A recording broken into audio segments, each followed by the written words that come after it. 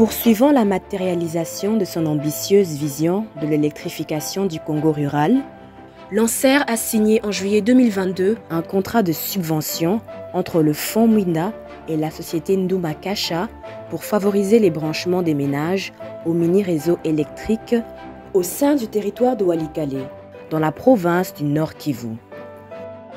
Pour ce territoire, l'insécurité due à l'obscurité et l'impossibilité d'extension des activités économiques après le coucher du soleil ne sont plus désormais qu'un mauvais souvenir.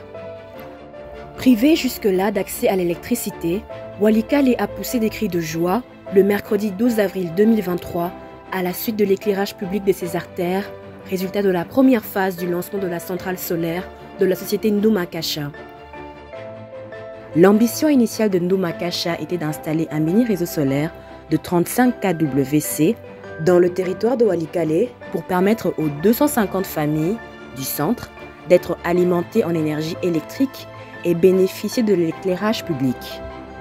Cependant, pour rendre cela possible, l'appui du gouvernement sous forme de subvention a été nécessaire à travers le Fonds Mwinda.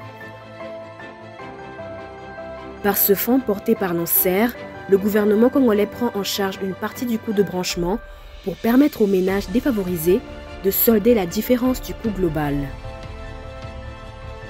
L'électrification rurale souffre d'un déficit énorme en termes d'attraction des investisseurs. Et les fonds Mwinda jouent ces rôles-là parce que ce qu'on redoute dans les milieux ruraux, c'est la pauvreté, c'est le manque de revenus, c'est le pouvoir d'achat qui est faible. En fait, ce sont ces leviers-là qui empêchent, ces handicaps-là qui empêchent le secteur privé de venir investir dans les milieux ruraux et périurbains. Nous avons mis en place ces fonds pour pouvoir viabiliser le marché, pour pouvoir contribuer justement à venir en appui à la faiblesse des revenus en milieu rural et périurbain. D'abord, nous avons accepté d'aller investir dans un milieu difficilement accessible, c'est-à-dire le territoire de Walikale. Vous savez, pour faire parvenir le matériel jusqu'à Walikale, ça n'a pas été chose aisée. Nous étions obligés de construire la centrale à Goma. Et de Goma, il fallait déplacer cette centrale, dont 2 conteneurs que nous avons déplacés. Et pour les déplacer, les faire arriver jusqu'à Walikale, il fallait passer par des routes à haut risque. C'était juste le moment où les M23 commençaient déjà à faire la guerre du côté de Rutshuru. Avec tout ce qu'on connaît comme groupe armé, ADF, nous étions menacés plusieurs fois. Mais Dieu merci, nous sommes arrivés à Kisangani et tout ça, ça nous a pris pas moins de 5 à 6 mois pour construire la centrale, pour passer. Et je crois que ça fait partie des grandes difficultés que nous avons connues. Mais au moins, nous avons réussi et aujourd'hui, nous sommes heureux de voir que tout est maintenant en place et nous sommes presque sur le point de lancer officiellement la centrale au niveau de Walikale.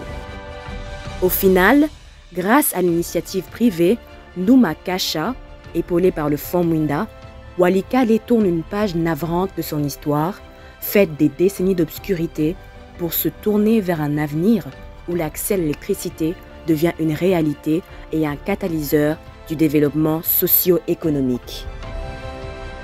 Nous avons signé le premier contrat avec ANSER pour la subvention des raccordements dans les milieux de Walikale.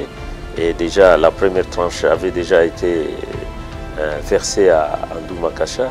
Fort malheureusement, nous n'avons pas encore accès à cet argent parce qu'il faut que nous puissions réaliser d'abord le grand travail que nous avons à faire, c'est-à-dire brancher, si vous voulez, raccorder les 250 familles qui sont prévues. Et en ce moment-là, peut-être on aura accès à cet argent et ANSER pourra nous verser le reste. Tout ça, ça nous réconforte et ça nous motive davantage de voir que ANSER est en train de nous accompagner et c'est ça la grande joie pour la société Nduma Kasha.